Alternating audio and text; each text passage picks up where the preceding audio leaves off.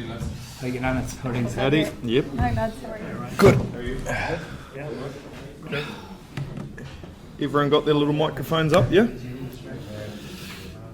Good. Bernie, trying to kick us off, sir? Yeah, James, I suppose before we look ahead, if you want to look back, sort of reflection on the game weekend. Mate, you won best dressed in here anyway. You look $1 million. Second best dressed. Reflection on the game. Very, very good. We had probably a 30-minute purple patch right at the start where we did everything we wanted to do, and we came out with a fairly decent buffer. I guess probably post that we put ourselves under a bit of pressure, and we handled a bit of that pressure well. But the problem was that we put ourselves under it. You know, we gave them a lot of access, something that we said we didn't really want to do. And away from home, you've got to win all those little battles. We just gave them too much opportunity. How much better do you think you need to be this week? A lot, yeah.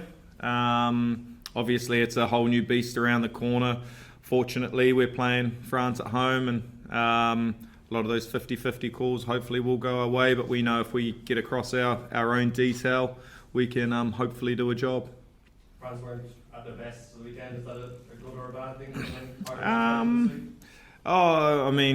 It doesn't, they're a world-class side, you know. They've shown it for a good couple of years. They've, 9-10 combos, pretty scary. Their back rowers are world-class. They've got a midfield that's very dangerous and a back three who would put the shivers up most teams. So when you look across individually, they've got some pretty good firepower, so hopefully they don't string it all together, yeah.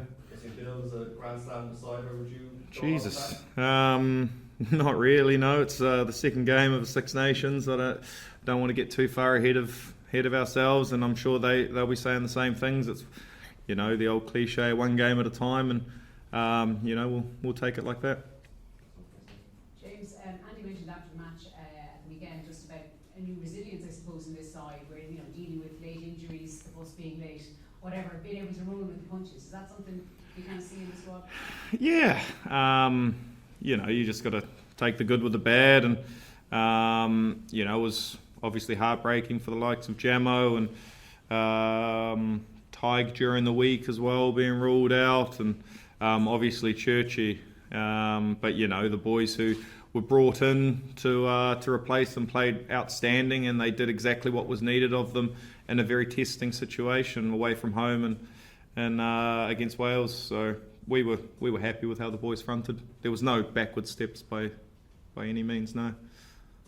Dave, you've been involved with the squad for a good few years. Just to go on to that point about the last minute inconveniences, do you feel as a team now you're better equipped to deal with those kind of things than you might have been 5-6 years ago?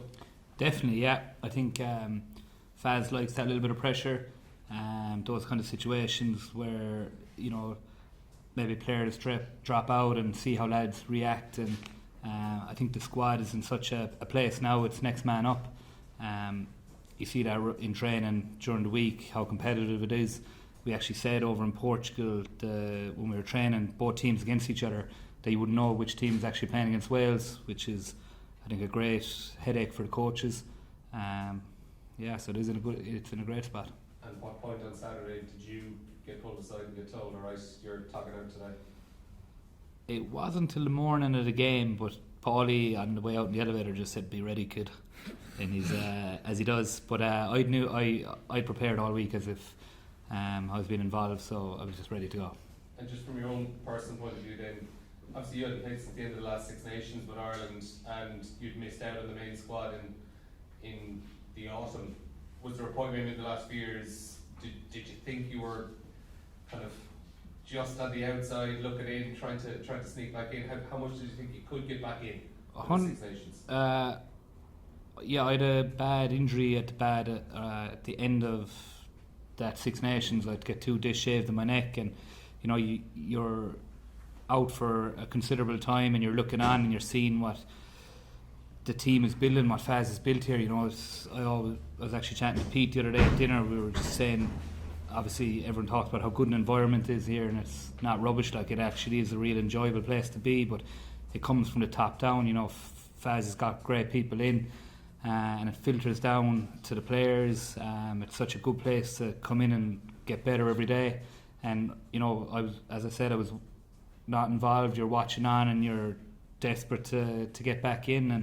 And fortunately, I just put my head down and worked away and got myself back in. But it's where you want to be. It's an incredible environment and tough task this weekend, but it's a great place to be. For the scrums, then France came well out on top of the scrums we played last season. Obviously, it's going to be a massive area of focus again this week.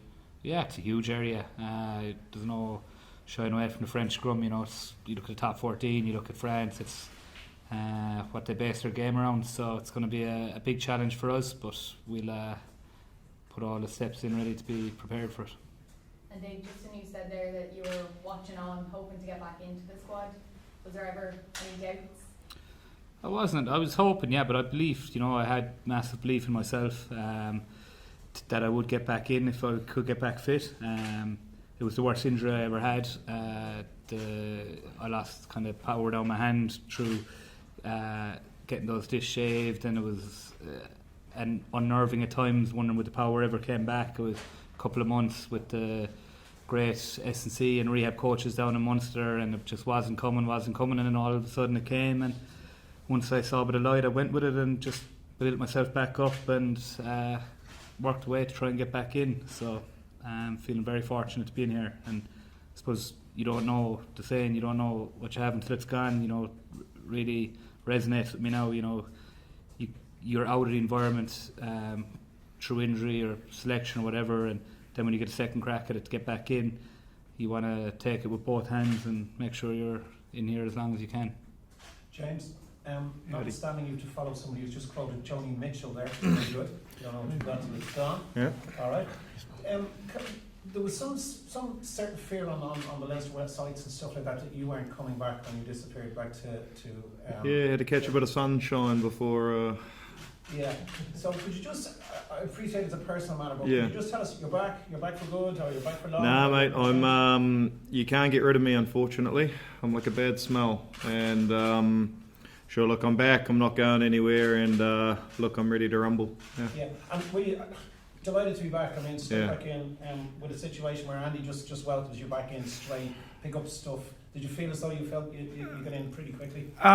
Yeah. Well, I'd told Faz that I had to pop home for a couple of weeks, and I'd got in touch with Jo and all the medicals and everything, and we got across everything I needed to do to make sure when I did come back, I hit the ground running, and came back and straight into Portugal. It was the first time I trained with a team for 3.5 weeks, and I felt like I was in great shape, and like I said, I didn't skip a beat. I made sure I got across everything, and breakaway try the weekend. He was at home.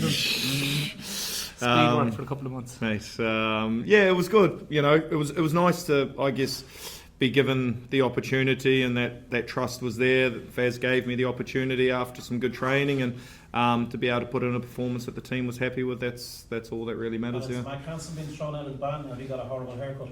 Man, he's got a horrible haircut at the moment. He is. My wife, he looks like a bit of a Karen at the moment, like he's going to ask for the manager. So he's sure. Look, Mac, nothing's going to stunt him from his how he is. So no, it's.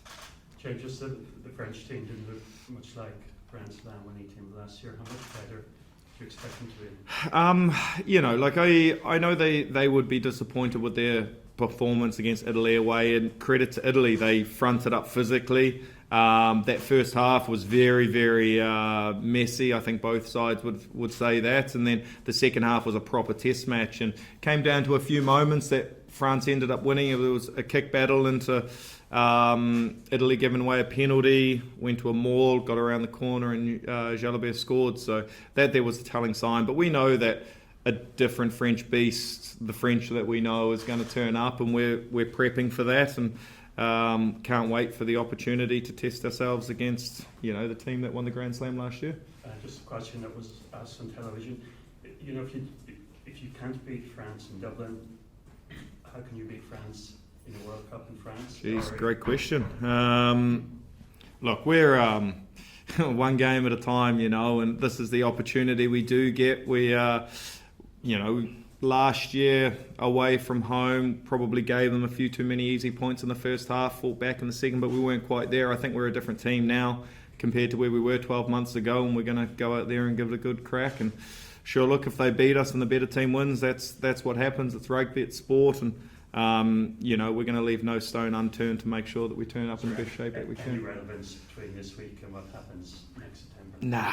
No, it's still a long time, but obviously you want to keep building and hold on to momentum for as long as you can, because I think we're in a good place, and if we can keep building and getting better, why wouldn't we? Yeah. That's one of the things that Andy said about last year was that Ireland failed to be themselves against France to begin with in that game. When Andy talks about being yourself, what is that identity? It's you know, it's imposing a game that we know we can play. You know, it's tight shapes, it's at the line, it's been combative and physical, and it's very, very easy to say, and then you go to France and get walloped in the first few contacts and you start second guessing yourself. But you know, that's going to happen. It happens in a game where you're going to lose a few battles and have to play a bit smarter, but at the end of the day, we know that we've got a shape that can break down most teams if we get our own stuff right. And the French are physical. I think it would be silly to say that they're not bigger than us. We think we're fitter. If we can get around them, work around into next holes, and hopefully get a couple of weak shoulders and stay on top of them, it sounds very easy to do, but obviously teams struggle to do it, you know. You know, like I said, man, we're just going to go out and play our rugby and see how we go. And what is Andy's messaging of that? How would you describe the way that he is with the team and the sort of environment he's developed? He encourages you to be yourself and not take away from the fact of this, I guess, the skills and the point of difference that you have as to how you got into this position, and then it's finding a way around a structure that Andy puts in front of us to make sure that we can express ourselves. And you know, we've got some freakish athletes as well. I think if you look at our back rowers at the moment, I mean, pretty dynamic, our 6, 7 and 8, and even our locks, Tig moving into a lock who was, you know, predominantly a 6 a couple of years ago. You know, it's very athletic and dynamic, and just giving those boys the opportunity to play at the line, play little tips inside, balls out the back, Sexto turning corners, having forwards there, you know, it's all part of the whole, you know, our whole system. And the quicker we can get off the ground and get into shape, I think we can cause some problems. The only Tier 1 nation Andy hasn't beaten, Andy Farrell's Island hasn't beaten, is France. Will that be irking him? I don't know. I mean, I know you can get as cliche as you want, but sure, look, it's the next game. It happens to be France. I didn't know that he hadn't beaten France. I haven't beaten France yet, so I wouldn't mind having a go at them as well. But like I said, they're a very, very good outfit, and I don't think you can take too much from last week. Credit to Italy, like I said earlier, but you know, we've got a fairly big challenger ahead, and we're gonna step fairly strong into it. Yeah. And James, could you talk us through your try from the weekend? It must have been a particularly satisfying. Yeah. He hasn't stopped talking about Oh it. yeah, it's like he said. I've been showing everyone the video, and it was funny. We watched it again this morning. A couple of phases beforehand, Pete gets a boot to the rib or something. I'm just screaming at him to just do something, and he ends up lazily falling into a tackle on the inside, and I'm thinking, oh no. And you know, Ports and Sheeno came around, and I felt we could just get into the space, and you know, Bigger put it in the bread basket, and the boys were surprised I made it all the way. And you know, it's pretty satisfying, I guess, because a few years ago I wouldn't have done that. I would have done something pretty stupid. So What do you mean? Sure, look, I would have tried to whack someone or shot in, or you know, and I just kind of was in the right place at the right time, and sure, look, that's all she wrote. Yeah. Thanks, guys. Cheers. Thanks, guys.